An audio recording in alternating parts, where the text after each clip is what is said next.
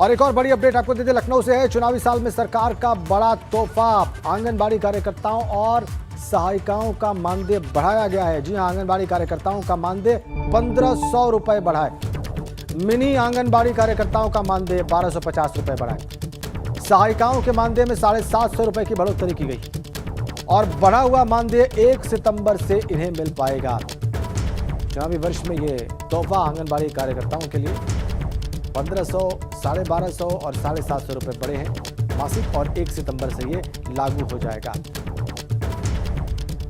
बड़ी खबर, तोहफा ये आंगनबाड़ी कार्यकर्ताओं के लिए।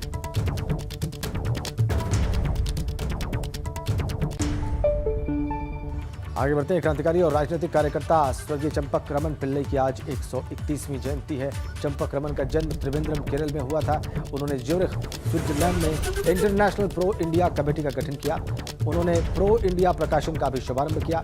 चंपक रमन पिल्लई बर्लिन समिति के मुख्य सदस्य भी रहे। यह समिति 1915 के बाद से भारतीय स्वतंत्रता समिति के नाम से जानी जाती है। चंपक रमन सुभाष चंद्र बोस और वीरेंद्रनाथ चट्टोपाध्याय जैसे राष्ट्रवादियों से जुड़े थे। और यही नहीं, 1 दिसंबर 1915 को काबुल, अफगानिस्तान में स्थापित भारत की स्थायी सरकार में वो विदेश मंत्री थी।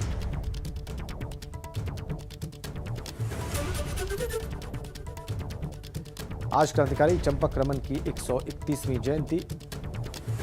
बर्लिन समिति के मुख्य सदस्य भी रहे, सुभाष चंद्र बोस से जुड़े रहे चंपक रमन पिल्लई, और उनका जन्म हुआ केरल के त्रिवेंद्रम में। आज उनकी 131वीं जयंती।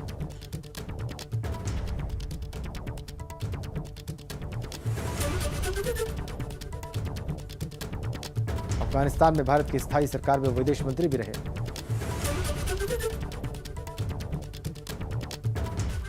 और एक और बड़ी अपडेट आपको दे दें, यूपी से पकड़े गए 6 आतंकियों में से 2 की पटियाला हाउस कोर्ट में पेशी हुई है और सुनवाई के बाद दोनों को 14 दिनों की पुलिस कस्टडी में भेज दिया गया है। बड़ी अपडेट, आतंकी जीशान और आमिर को कोर्ट में पेश किया गया पटियाला हाउस कोर्ट में और 14 दिनों की पुलिस कस्टडी में दोनों को भेज दिया गया है। अब पुलिस इनसे पूछताछ करेगी।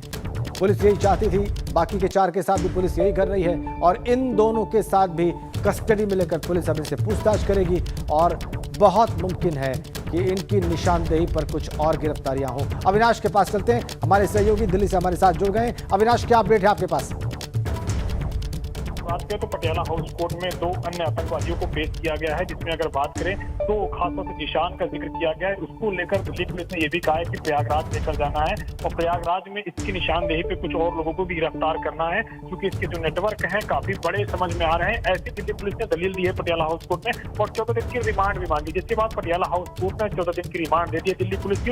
अब दिल्ली पुलिस ये भी तैयारी कर रही है कि खासतौर से जीशान और ओसामा, ये तो ऐसे व्यक्ति थे जो पूरी तरीके से मॉड्यूल को चलाते थे, हैंडल करते थे, अलग अलग ग्रुप में बटे थे। तो इनके निशानदेही पे कहां से चीजें बरामद हो सकती है, किन किन लोगों से पूछताछ की जा सकती है, इसकी तैयारी कर रही है। और इनको इनके घर पर भी ले जाने की तैयारी कर रही है कि वहां जहां ये रहते थे वहां आसपास कौन इनसे मदद करता था, किस तरीके से वहां के आसपास लोगों के साथ इनका व्यवहार था। ये तमाम सारी तैयारी दिल्ली पुलिस अभी कर रही है और फिलहाल 14 दिन की पुलिस रिमांड पर भेज दिया गया है, जो आज आमिर और जीशान को पेश किया गया था। बहुत धन्यवाद आपका।